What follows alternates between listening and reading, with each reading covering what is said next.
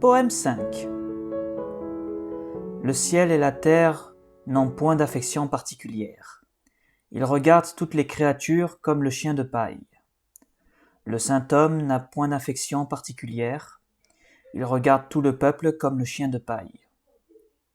L'être qui est entre le ciel et la terre ressemble à un soufflet de forge qui est vide et ne s'épuise point, que l'on met en mouvement et qui produit de plus en plus.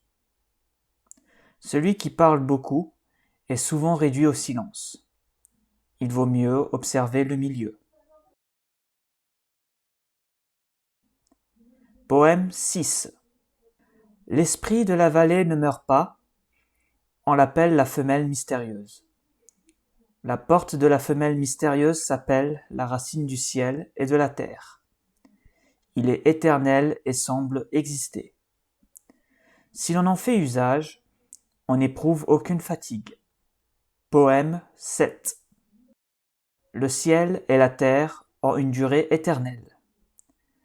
S'ils peuvent avoir une durée éternelle, c'est parce qu'ils ne vivent pas pour eux seuls. C'est pourquoi ils peuvent avoir une durée éternelle. De là vient que le saint homme se met après les autres, et il devient le premier. Il se dégage de son corps et son corps se conserve.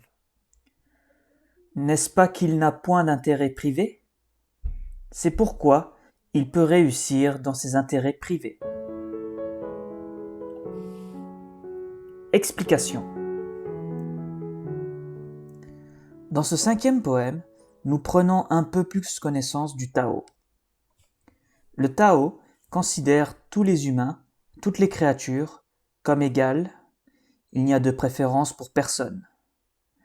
Le Tao est là pour le pécheur le fautif, comme il est également pour l'homme saint.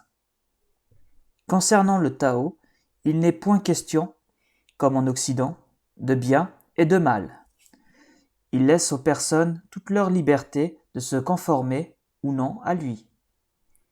L'allusion au chien de paille est faite à une coutume ancienne selon laquelle ses disciples offraient en sacrifice symbolique aux divinités un chien de paille couvert d'ornements élégants.